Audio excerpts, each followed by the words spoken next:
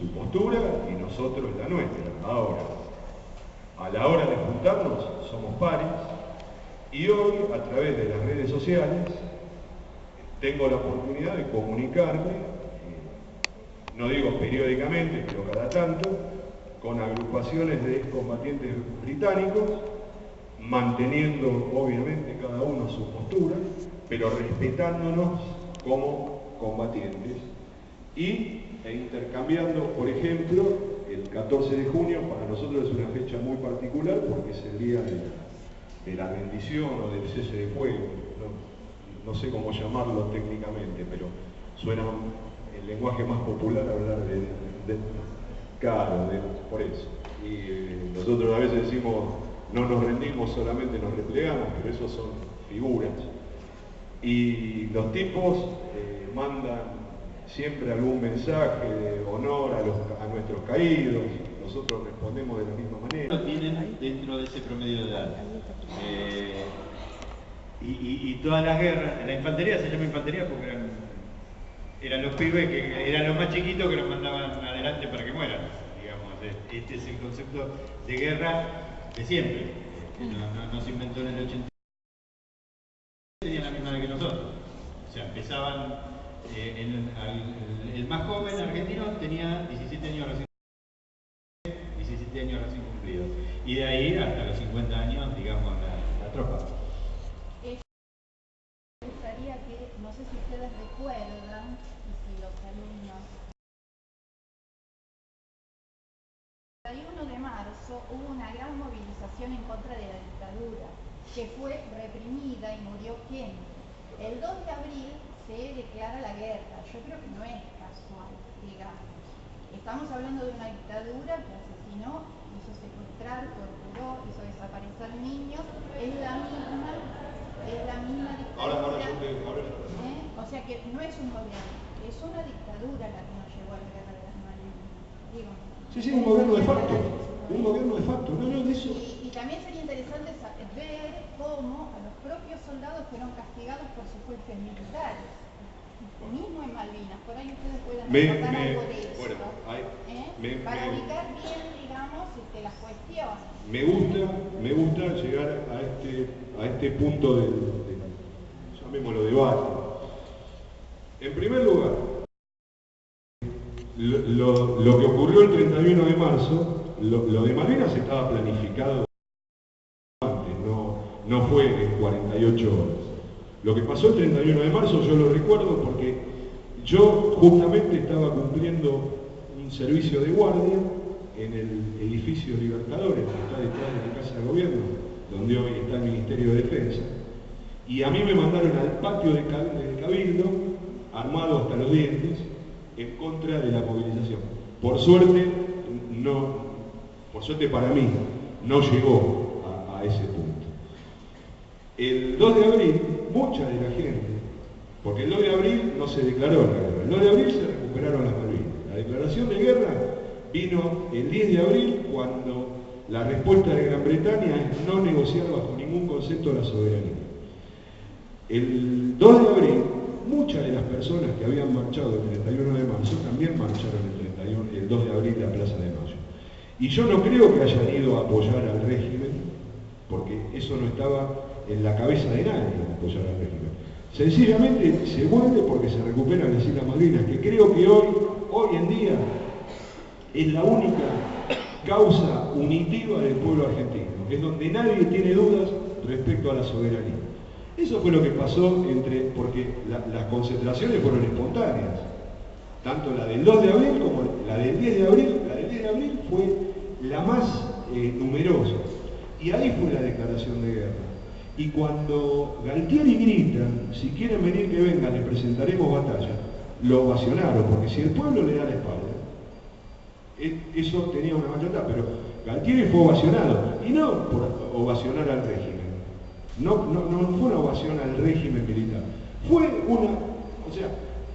hablamos de lo que fue la dictadura, pero yo coincido 100%, pero yo quiero separar lo que fue Malvinas de lo que fue la dictadura, si bien fue un hecho.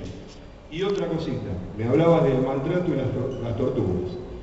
Había 10.000 soldados en Malvinas. 10.000 conscriptos, hay 100 denuncias. O sea, que estamos hablando en un universo de 10.000 soldados del 1%.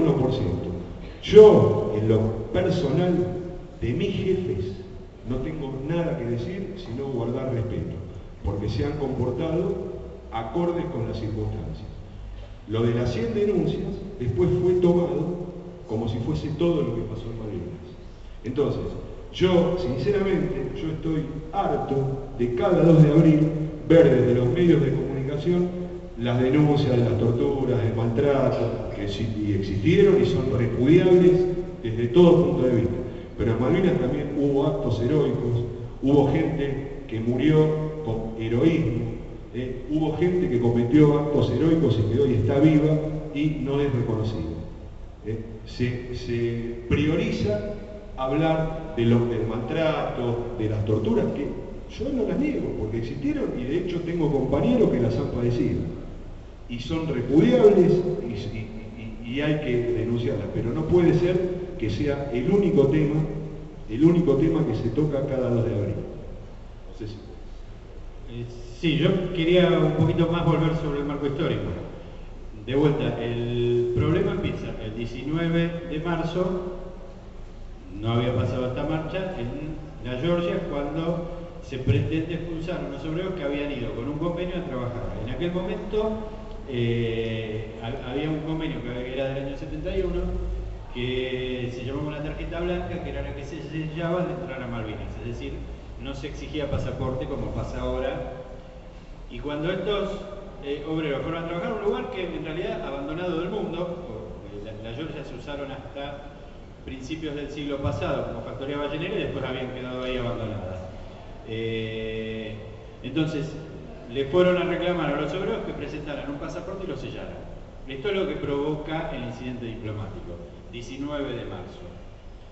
Y vuelvo a lo que pasó en Inglaterra también. En Inglaterra, los mineros, los que serían los metalúrgicos, estaban haciendo huelgas porque tenían muchos problemas económicos por el mismo concepto. Entonces, insisto, en los dos países la guerra significaba, tenía el valor para ellos de la cosa imperial y para nosotros la recuperación de algo que sabemos que desde hace muchos años está perdido. Entonces, cuando el gobierno militar decide ir a Malvinas, lo decide erróneamente. Hoy con el diario del lunes podemos decir erróneamente, había otros caminos diplomáticos, pero lo decide sabiendo que Inglaterra ya estaba mandando barcos para reforzar la guarnición de Malvinas. Entonces, que si se quería hacer algún tipo de acción, era obligatorio hacerla porque después no había otra forma militar. Y probablemente cuando ellos se fortalecieran, que es lo que pasa ahora, tampoco diplomática. Entonces, nunca es un hecho aislado. ¿Perdón? ¿Qué otra solución había, por ejemplo, en vez de la guerra? Nosotros no, digo, en el momento aquel, lo que tendrían que haber buscado antes del 19 era minimizar ese hecho diplomático. Cuando vos empezás, esto es como todo, la guerra es lo mismo que pasa con la gente, chocan dos tipos en una esquina. ¿Qué hiciste? ¿Qué no hiciste? ¿Qué sé yo? Terminan la trompada y uno le parte un fierro en la cabeza, le pega un tiro y lo mata. La guerra funciona de la misma manera, pero entre los países. Ahora, si de los dos que van a pelear uno dice, che, no, yo no quiero pelear, ¿cómo arreglamos esto? Y vamos al seguro, qué sé yo, la cosa se puede resolver diplomáticamente. Esto es lo que debería haber hecho Argentina. Argentina, en este planteo del juego del no te sello el pasaporte y demás, tendría que haber usado otros métodos y no el método de aumentar la confrontación. Pero el presidente no estaba de acuerdo con las circunstancias. Obviamente. Por eso, estos son los errores. De todos modos, yo insisto, nunca una cosa en el devenir histórico se produce por un hecho aislado. Es decir, Argentina también desde el año 71 le habíamos puesto pista aérea, le dábamos comida fresca, le dábamos educación, combustible, salud.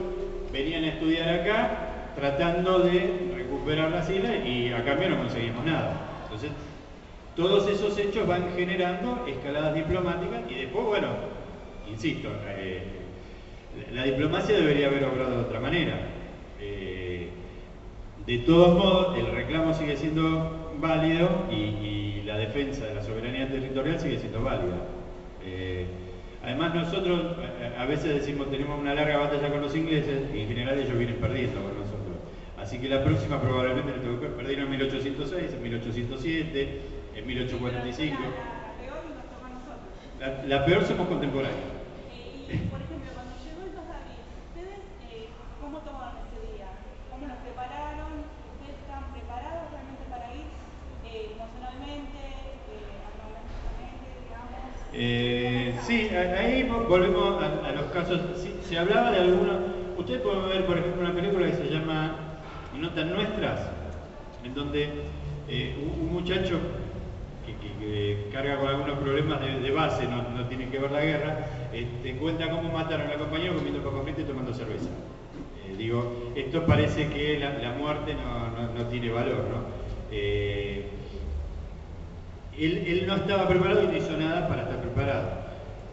Para mí, antes de ir a Malvinas, la guerra era una barbaridad, o sea, me sigue pareciendo que las cosas se deben solucionar en paz a pesar de haber ido a la guerra. Lo pensaba antes y lo pienso después. En ese momento de mi vida era soldado y tenía que actuar como soldado. Mis jefes, tal el caso de Luis, me prepararon, me arengaron, me dieron las herramientas y me dieron la posibilidad de poder defenderme. Este muchacho de Notas Nuestras, que es la otra cara de la moneda por ahí, lo que no tuvo fue esa arenga, esa compañía y esa ayuda, y no tuvo él de base la decisión de hacer las cosas que tiene que hacer. En general, la mayoría de los veteranos de guerra, a pesar de lo que se escucha, tenemos esta posición.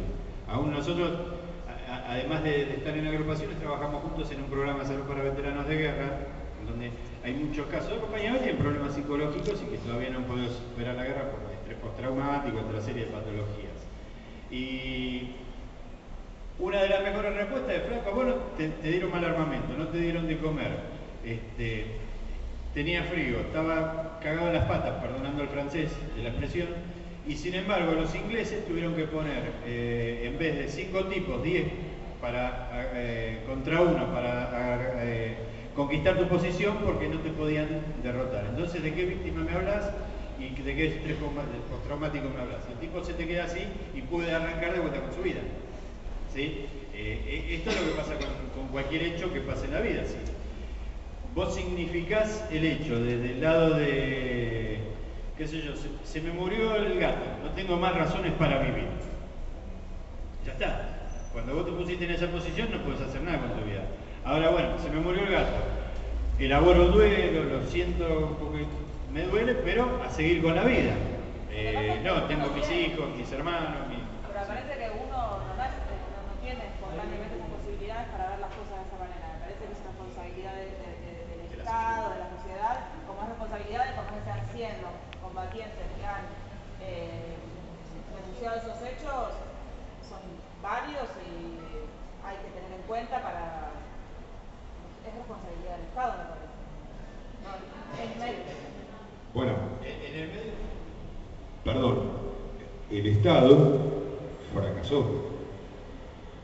en lo que fue la posguerra, justamente, fracasó, porque se llevó muchas vidas en la posguerra y era muy poco, no era mucho lo que había que hacer. Lo peor que se puede hacer con un tipo que fue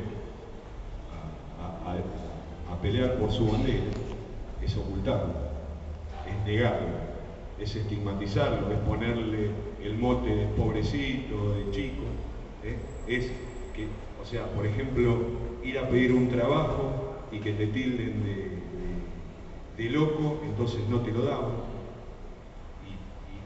Y la sociedad, no toda, pero gran parte de la sociedad nos dio la espalda. Nos dio la espalda. Eso es lo terrible. No la guerra misma. Por lo menos esta es mi visión, ¿no? Yo la he pasado mucho peor en la posguerra que en la guerra. Y para la guerra yo no estaba preparado porque yo nunca había vivido una situación límite. Yo quería terminar con el trámite del servicio militar y retomar mi vida civil. Yo estaba estudiando y quería continuar. Pero bueno, como él dice, era un soldado y también sabía que frente a una situación como esta, me iba a tocar. O sea, lo podés vivir al principio con resignación, con bronca, con miedo, porque, a ver, yo no les voy a negar que todo el tiempo tuve la sensación de miedo.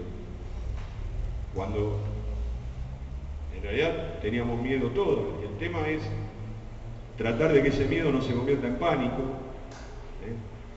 O sea, contener al compañero por ahí que entraba en una situación de pánico, contenerlo. Esas son formas. Y después, valores que uno pudo adquirir también. Dentro de esa gran miseria, se adquieren valores, que es el compartir, es la solidaridad. Ya desde el servicio militar, yo siempre cuento, cuando yo ingreso al servicio militar había muchachos que no sabían ni siquiera lo que era un cepillo de dientes. O sea, abrían el equipo y agarraban el cepillo de dientes y no tenían idea para qué era. Y habían recibido el primer chequeo médico de su vida. Ahora, por supuesto, después, con el correr de los años, lo que era el concepto de servicio militar se fue bastardeando, entonces había oficiales que utilizaban a los soldados, en vez de prepararlos, se los llevaban a pintar la casa. Esas son las cosas que uno repudia. O los malos tratos, perdón.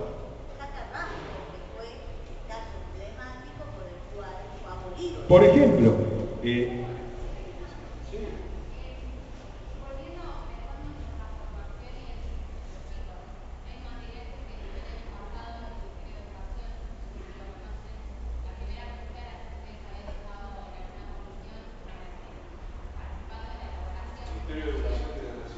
sí, un material apaisado con un DVD, con una línea de tiempo. No. El de Lorenz. Bueno, Lorenz está en las antípodas de nuestro pensamiento. Sí, el autor de eso. El autor de eso es un escritor, un historiador, Federico Lorenz, con el cual no coincide.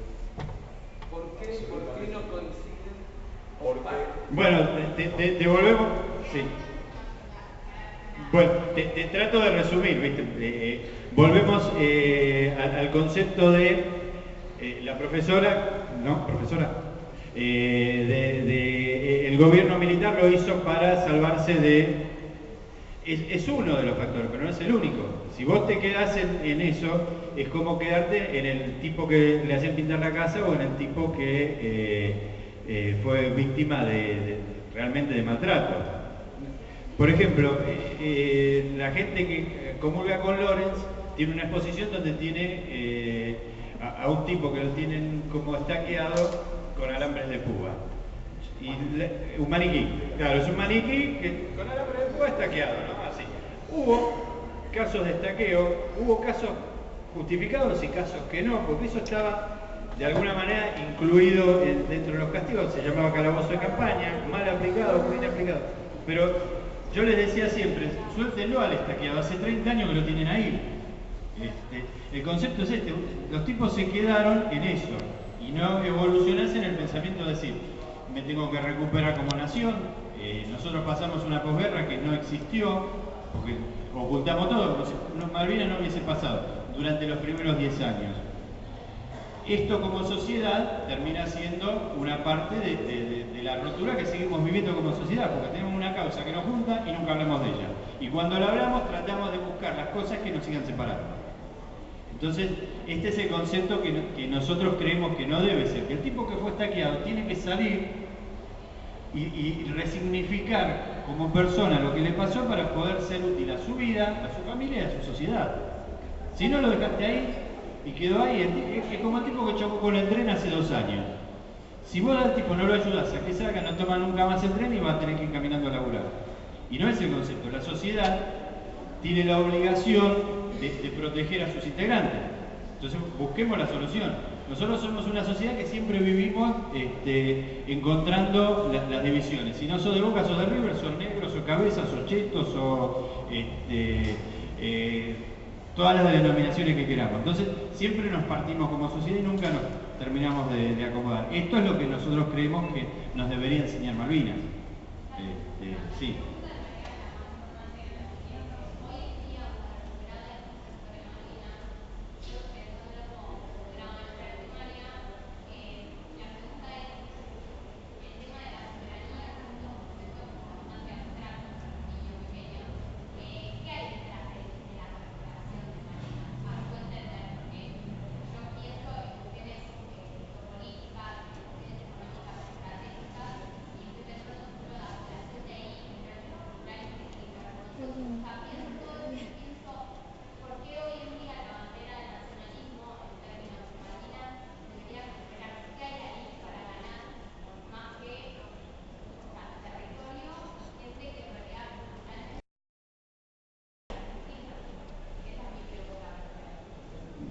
Es bueno, es bueno. Mi reflexión en esta pregunta es la siguiente. Te la contesto en dos partes. Primero, cómo a nosotros nos toca explicarle a los chicos de la primaria. El discurso pasa más o menos por decir qué es la patria. La patria como concepto abstracto es bastante genérico. Sin embargo, yo cuando me tocó combatir, entendí que la patria era la que tenía al lado. Si mi compañero que había pasado conmigo la colima, que nos habíamos reído, habíamos sufrido, habíamos salido de Franco, nos habíamos ido al cine, habíamos hecho un montón de cosas y ido a la cancha, qué sé yo, ahora estaba en riesgo de vida, yo lo tenía que cuidar. Entonces, además estaba el amigo de mi amigo, que yo no conocía. Entonces, esto es lo que es la patria. El compatriota es el tipo que vive en la misma tierra. Después puedes empezar a ver, bueno, patria en realidad lo que habla es de la tierra de los padres. Patria es un concepto de los griegos que lo que hacían es cada vez que su polis crecía, agarraban hacia una nueva ciudad y se llevaban los huesos de sus padres para que siga siendo su patria. Ese es el concepto de patria en realidad. Entonces, esto es lo que tratamos de alguna manera de explicarle a los chicos. Si vos entendés que el que está al lado tuyo es tu compatriota y no tu enemigo, que tiene que ver con lo que te decía hace 2 minutos, entonces empezás a entender por qué vamos a defender lo nuestro. La primera parte. La segunda parte es un concepto de integridad. ¿Qué te junta a vos con el salteño que festeja la Pachamama? Y es parte de tu mismo país, de lo que ahora tenés integrado. Es decir, dentro de una nación conviven distintos conceptos culturales. En el caso particular de los habitantes de Malvinas, son tipos que no tendrían que estar ahí. Son gente que son descendientes de invasores y que siguen invadiendo. Digamos que acá muchos años que están no quita el pecado. El error fue la invasión de 1833. Entonces, de alguna manera sí, nacieron en el territorio argentino y se podrían integrar culturalmente. De hecho, yo creo que la mala política de seducción que aplicaron en algún momento, en realidad no es mala, es lo que se hizo antes. Antes de Malvinas, lo que te hablaba del 71 al 82, se les daba combustible, fruta fresca, la lechuga la comían porque se la mandábamos nosotros, si no de Inglaterra no venía nada. Entonces, volver a darle esas posibilidades, poder estudiar acá, poder hacer un montón de cosas, que los gringos que no son tontos lo hicieron porque ahora tienen una base militar muy grande y tienen mejores hospitales y tienen un montón de cosas que las tienen en Malvinas, que antes tenían que buscar acá en el continente. Entonces, bueno, la idea es recuperar las cosas. Una familia no está completa si le falta un pedazo. La integridad territorial de la Argentina incluye los territorios insulares. Entonces, hay que completarlo eso. Después está la parte geopolítica, la parte histórica y demás, pero conceptualmente vos tenés que completar tus cosas. Si a vos se te cae una pared en tu casa, la tenés que completar, no la tenés que dejar caída. Porque tu casa tiene que estar integrada. Entonces, por lo menos en nuestro concepto, este es el camino para explicar las cosas. Si no, caemos en aquello. ¿Para qué querés esas islas? No sirven para nada, no hay nadie. Y bueno, ¿para qué querés la península de Valdés? Por ejemplo, ¿no? El tema también pasa porque justamente nosotros cuando arrancamos hablamos de la obligatoriedad de la exhibición del mapa bicontinental en los colegios, cosa que no se cumple. O sea, es una ley que no se cumple. Y si vos observás el mapa bicontinental, te vas a encontrar con que tenés 1/3 de tu territorio ocupado. Porque para todo el mundo, el centro de la República es Córdoba. Y es un error garrafal, conceptual, que es justamente por no tener la disposición del mapa bicontinental y la explicación lógica que tienen que tener los contenidos. Son muy pobres los contenidos. Entonces, hoy nosotros, a partir de esta base militar en Malvinas, estratégica, cerca de, creo que es la segunda reserva acuífera más grande del planeta, porque eso caracteriza también a los británicos. Sus políticas de Estado son a 400 años, no son a 15 días como nosotros. O sea, Su política de todos son a 400 años. Entonces, no es la superficie de las islas, es el mar territorial, es la depredación que están haciendo con la pesca, vendiendo licencias de pesca a discreción a barcos de todo, barcos pesqueros de todo el mundo, depredando nuestras riquezas naturales. Y a precios viles, exactamente. Y ahora, bueno, hoy no se habla tanto del petróleo por la baja que hay en el precio del barril, pero también instalar una plataforma petrolera. Ese es el significado del concepto. Para mí no es la superficie de las islas y los 1500 isleños que viven ahí, que ni ellos saben qué son, porque hoy se consideran británicos. Antes del 82 de Gran Bretaña no recibían ni una aspirina, sino todo el poco bienestar que podían tener lo tenían desde acá.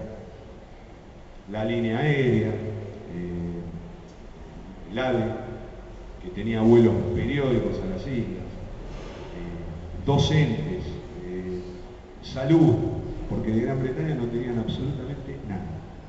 Después, bueno, errores diplomáticos nos llevaron también a la situación actual, porque también hay una autocrítica. Yo no culpo solamente a los británicos, no culpo solamente a los británicos, pero hoy tenemos medios de comunicación y tenemos periodistas, escritores funcionales a los intereses británicos.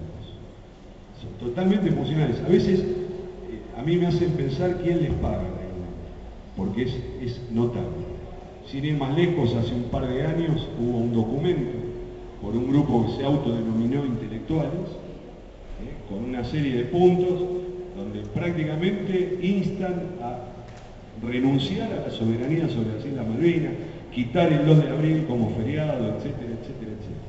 Bueno, y justamente contra eso nosotros nos seguimos llamando combatientes porque tenemos que combatir contra eso, tratando de sembrar en la gente joven que no, ojo, nadie viene a reivindicar la guerra, nos tocó estar, hay gente que le interesa conocer qué pasó ahí y nosotros lo contamos, pero de ninguna manera nuestro mensaje es reivindicar la guerra, sino todo lo contrario, pero sí dejar bien instalado para que el concepto de soberanía, aún en un chico, no sea abstracto. Sobre ese documento, generalmente uno de los grandes defensores de los intereses británicos y de los intereses de los Kelpers es el trasplantado a la nata. Y él siempre dice se perdió una guerra. Con ese concepto, Inglaterra en 1753 no hubiese venido nunca más, porque perdió muchas guerras con nosotros. ¿Entendés? Digamos, muchas veces el concepto de aquellos que defienden la postura británica, que siempre hubo. Roca dijo, conceptualmente la Argentina es una joya del Imperio Británico. Y 50 años antes le habían dicho que no, a los británicos los habían echado con agua caliente. Entonces, siempre vivimos en la dicotomía de somos parte del Imperio Británico, somos primer mundo, la política de seducción con los Kelper, las relaciones carnales con los Estados Unidos. Y no, nosotros como pueblo decimos otra cosa hace 200 años y seguimos en eso. Entonces, bueno, decidámonos como pueblo para dónde queremos ir. Si la mayoría quiere ser británico, bueno, por ahí nos tendremos que callar nosotros. Pero en general, cuando nosotros recorremos el país y escuchamos distintas posturas, la mayoría de la gente piensa que no, que somos latinos, que somos argentinos y que tenemos que reintegrarnos como sociedad. Vos preguntabas qué haces como docente, yo creo que te toca eso.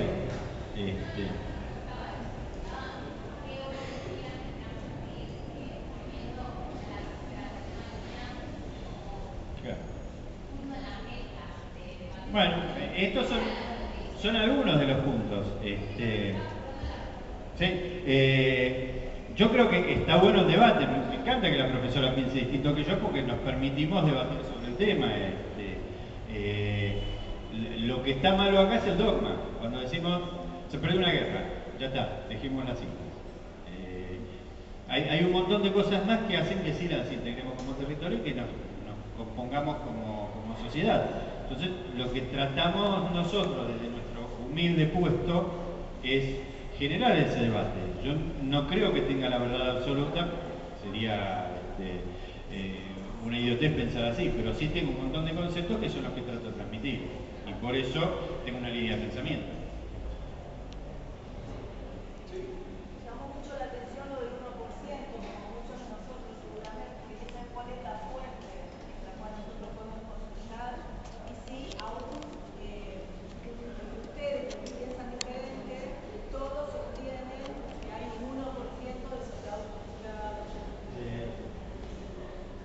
Sí. Mira, concretamente la denuncia tiene también su trasfondo. Vamos de vuelta a contar una parte, digamos, nada es un hecho aislado. Hay una película, que es Iluminados por el Fuego, y hay un concepto que dice que cuando nosotros fuimos a pelear a Malvinas, el enemigo era el superior, el frío y el hambre. ¿Sí? Esas tres patas son parte de la guerra. Fíjate lo que pasó, en Stalingrado, por agarrar uno de los ejemplos posibles. Pero para mí el enemigo era el inglés. Lo demás eran cuestiones que se hicieron bien o mal, de logística, de entrenamiento, un montón de cosas. Pero el enemigo es el inglés. Vuelvo a lo que dije hace 2 minutos. Siempre como sociedad nos tratamos de separar. Entonces cuando de concepto yo digo el enemigo es el hambre, el frío y el superior, el otro pobrecito fue víctima también de mis enemistades internas, y no es así. Los ingleses invadieron Malvinas en 1833 y las Malvinas son nuestras primero. Entonces, el concepto de estas denuncias aparece porque había un programa de radio que estaba en contra del autor de esa película, que reivindica estos hechos en toda situación, como dijo recién Luis. Sí, hubo hechos aberrantes, pero también hubo hechos de valentía, hechos edificantes, hubo muchos sargentos cabrales, hubo muchos tambores de Tacuarí en Malvinas. A partir de ahí, entonces, también hay que reivindicar lo otro. Y estas denuncias en parte son ciertas, y en parte otros que fueron castigados no integran las denuncias. Nosotros tenemos un compañero que fue estaqueado y él no está en esas denuncias. Y algunas de esas denuncias, hay videos en YouTube donde el mismo tipo primero dice una cosa y después dice otra. Entonces fueron manipuladas las denuncias. Hay una parte que es vidriosa en ese sentido. ¿Se pueden callar por respeto a algunas personas que defendieron la patria? Por respeto, si quieren hablar, yo diría que vayan afuera. Pero hay 2 personas que vinieron y están disponiendo de su tiempo. Gracias. Entonces, bueno, en esa parte yo conozco hechos aberrantes. Y esos hechos aberrantes tenían un sistema de justicia que durante el año 83 se denunciaron desde muchos lugares y el ejército trató de hacer corporación, hacer la vista gorda y sacarlo afuera. Esto pasó. Después pasa que se abolió el Código de Justicia Militar en la época de Carlos Saúl I de Anillaco. Entonces ya no hubo posibilidad de juzgarlos por el sistema en el que fueron hechos esos hechos aberrantes. Y hoy esos hechos aberrantes están prescritos. Entonces fuerzan la legislación y los ponen como delitos de lesa humanidad.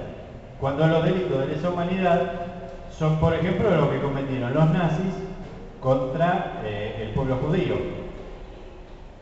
Y aún es bastante vidrioso desde algunos juristas, que yo hablo por lo que explican otros que saben más que yo, aún es bastante vidrioso el ataque que hizo la dictadura hacia determinado sector de la sociedad, incluirlo como hecho de lesa humanidad. ¿Sí?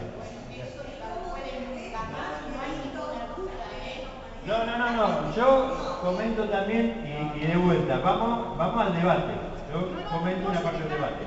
Acá hubo un genocidio, eso no se debate. Yo no defiendo al gobierno militar, no defiendo al gobierno militar, hablo de la parte jurídica. hablo de la parte jurídica. Pero independientemente de esta situación, entonces forzamos y ponemos las cosas en un punto donde no están, porque hubo un mal ejercicio de la autoridad, si se quiere. Y de hecho, nosotros conocemos tipos que no pueden aparecer por ningún lado de los veteranos de guerra porque ejercieron mal la autoridad. ¿Sí? Pero no hay medio legal para hoy juzgar esos hechos. Entonces, y de vuelta, si vos me decís, hay 100 hechos aberrantes y hay 100 hechos edificantes, ¿con cuál te quedas vos? ¿Con el aberrante o con el edificante? Yo peleo por el edificante porque es el que nos construye como persona. Es decir, negar no. Sin negar el otro,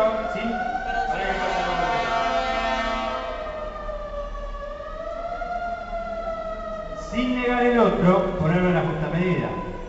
Realmente a mí me molesta tener que hablar de los estaqueados cuando nadie habla de Poltronieri, de Carrascul, de Esteves, que son héroes que se pueden comparar de vuelta con el sargento Cabral. Y que eso sí me edifica, porque si no siempre me quedo en el aberrante y nunca estoy en el edificante. Entonces, pongamos los dos. Todos me preguntan de los estaqueados, bien, pero ninguno me pregunta de Poltronieri. Poltronieri.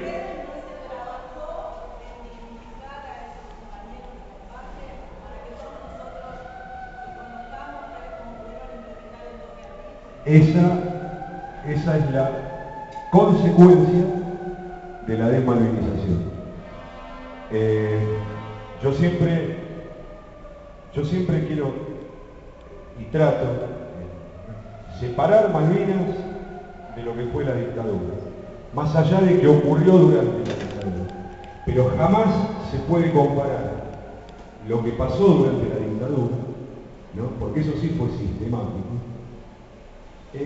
a lo que pasó en Malvinas, que por ahí fue una acción penal individual de un enfermo que en vez de arengar y de levantar la moral de sus soldados, lo castiga. Entonces, yo quiero separar eso. Hubo fallos al respecto. Hubo un fallo de casación penal cuyo considerando dice que bajo ningún punto de vista se puede considerar un delito de lesa humanidad lo que haya pasado en Malvinas. Por eso, separarlo, pero bien diferenciado de lo que pasó durante la dictadura. Yo hablo puntualmente de lo de Malvinas. O sea, no se puede por nuestra legislación penal, juzgar a un tipo cuando hubo un código de justicia militar que se tendría que haber aplicado y la corporación militar lo evitó, porque eso fue, acá hay un informe Rattenberg donde están bien descritas estas situaciones que pasaron. Y sin embargo, la justicia militar no aplicó las penas correspondientes, y después por el derecho penal esas acciones prescribieron. Por no se puede denunciar 30 años después. Entonces, para mí, la mejor terapia para eso es encontrarme al tipo y romperle la cabeza si lo encuentro en la calle, que es lo que ha pasado en muchos casos. Pero justamente, yo no quiero que eso sea lo único que se conozca de Malvinas. Yo no quiero que sea lo único. Si yo le pregunto a alguien acá, ¿conocen a Poltronieri? Nadie lo conoce. Nadie lo conoce. Conocen a Edgardo Esteban por Iluminado por el Fuego. Que si quieren yo les traigo a 4 o 5 compañeros de Edgardo Esteban y les van a decir quién era Edgardo Esteban. Entonces, ese es el problema.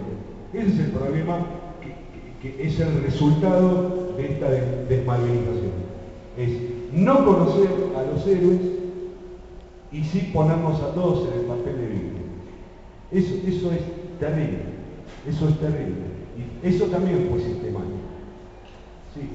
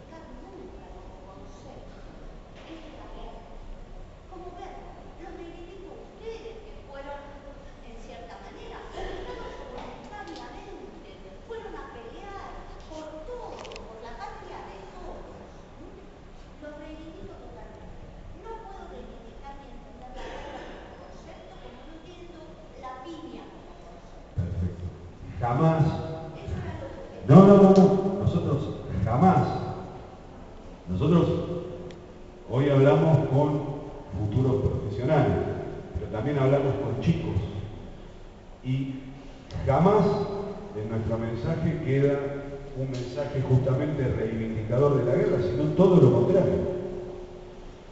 Lo que sí pretendemos es llevarlo con dignidad, no con un estigma, no con el estigma del pobrecito. Ese es el tema. Yo coincido 100% con lo que acabas de expresar. Lo que pasa es que si nosotros dejamos que Malvinas se convierta en un general borracho trasnochado que se quiso perpetuar en el poder, también estamos fallando como sociedad. ¿Cómo?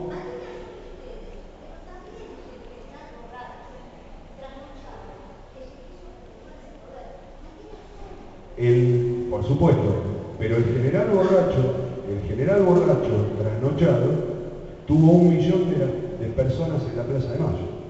Porque si hoy yo hago un relevamiento con gente contemporánea, todo el mundo me va a decir que no estuvo. Todo el mundo me dice, y yo estaba en desacuerdo. Y la verdad que yo no lo percibía. Yo estuve bastante tiempo acá, desde el 2 de abril en adelante. Y yo notaba euforia en la gente, alegría. Y cuando Galtieri anuncia el 10 de abril que la guerra era un hecho prácticamente irreversible, la gente ovaciona la Plaza de Mayo, no le da la espalda. Perfecto. Sí, bueno, pero en esa plaza hubo mucha gente que había marchado el 30 de marzo en contra de la dictadura. En esa misma plaza. Exacto, Ubaldini viajó con Galtieri a Malvinas. Toda la multipartidaria viajó con Galtieri a Malvinas. O sea, todos los políticos que venían trabajando para el retorno de la democracia, viajaron con Galtieri a Malvinas.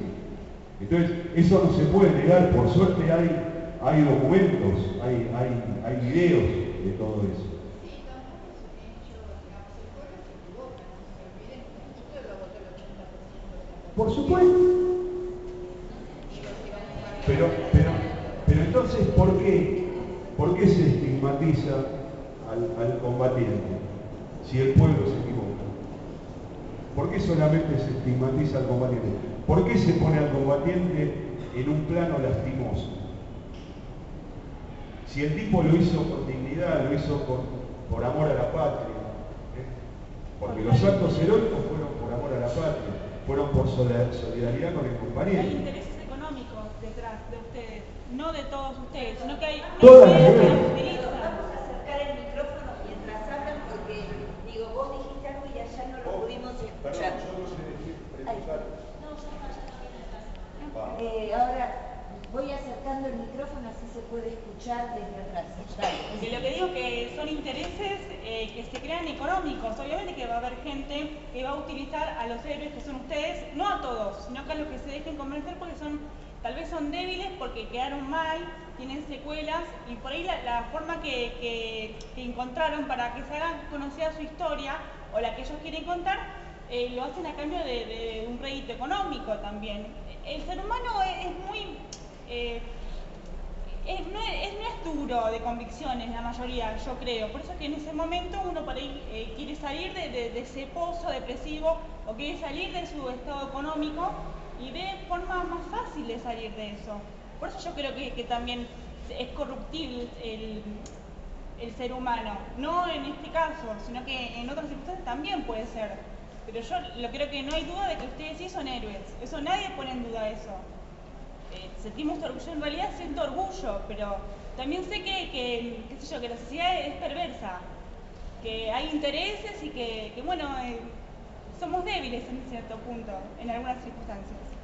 Lo bueno es ser fuertes y seguir sus convicciones, y no bajar los brazos, porque no es en vano lo que hicieron. Y estaría bueno que se recuerden los héroes y que se recuerde la parte buena, ¿no?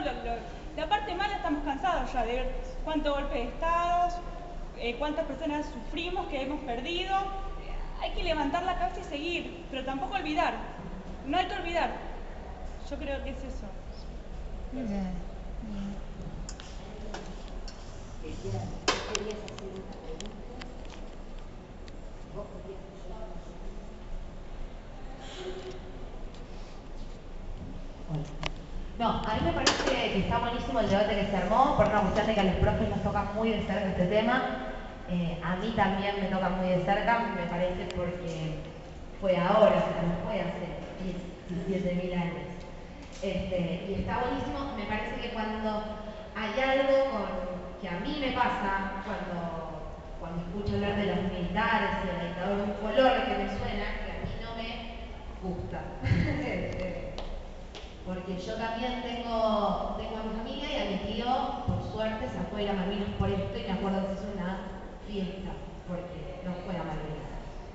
Y a mí me han llegado historias de cartas en chocolate, bueno, esto de muy iluminados por el fuego, que es también la medicización, y está buenísimo también escucharlo con ustedes, porque a mí me abre un poco más la cabeza y me hace pensar que también hay otra historia, sin dejar de interesar esto y escucharlos también a los profes opinar, está buenísimo. Mi pregunta, aparte de esto, es la siguiente.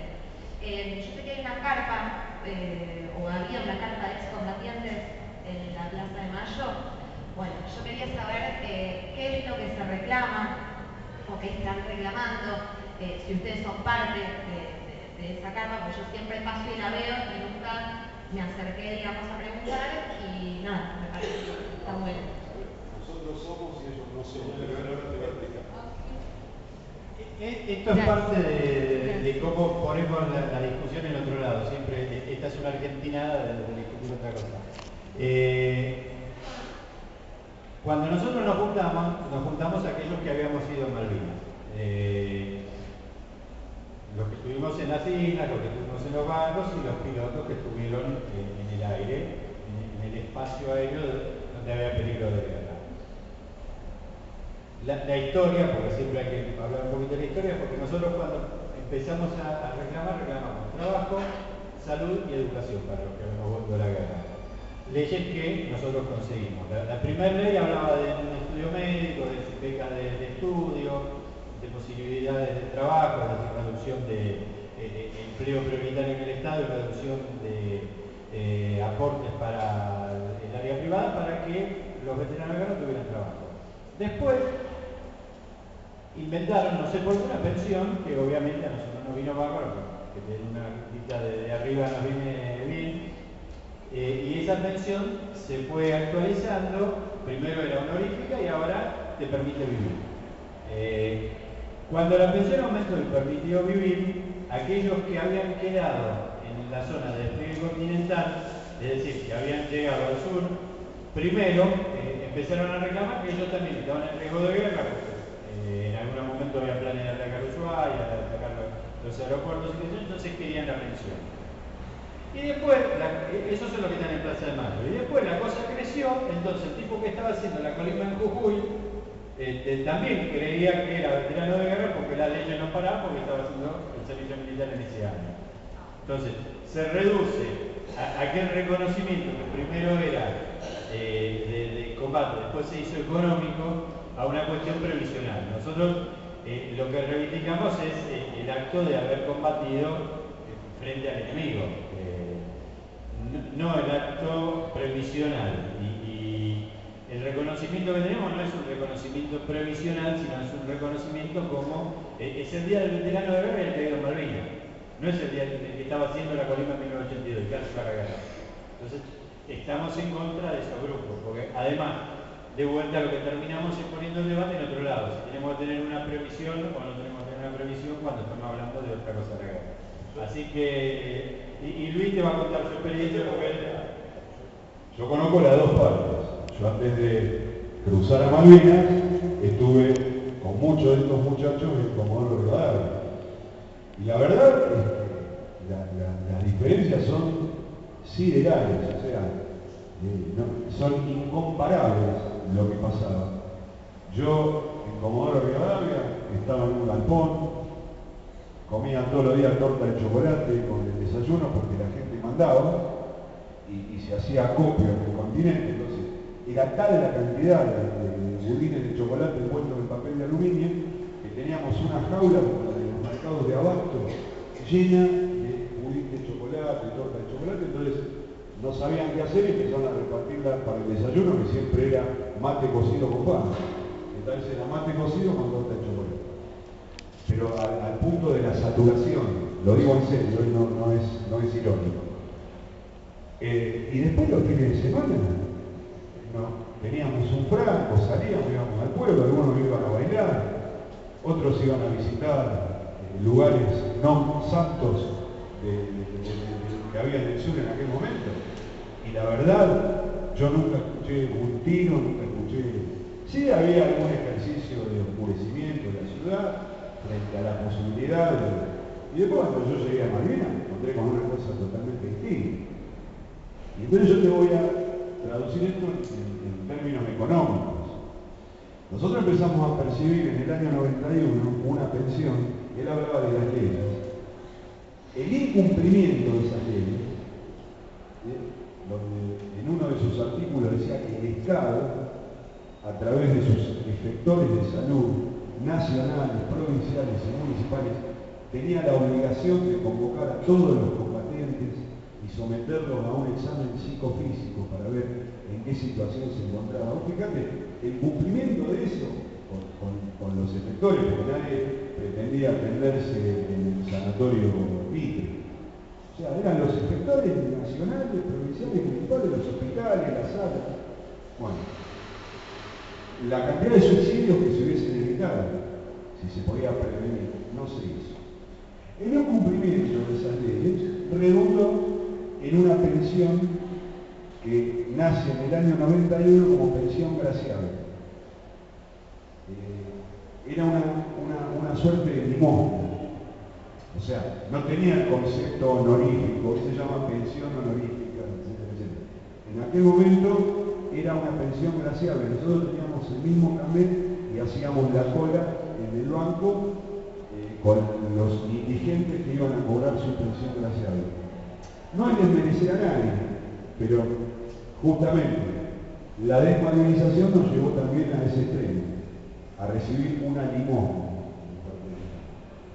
Después las organizaciones de excombatientes lograron llevarla al concepto de pensión honorífica y en el año 2004, por un decreto presidencial, se decide llevarla al equivalente a 3 pensiones mínimas, 3 jubilaciones mínimas, no 3 pensiones mínimas.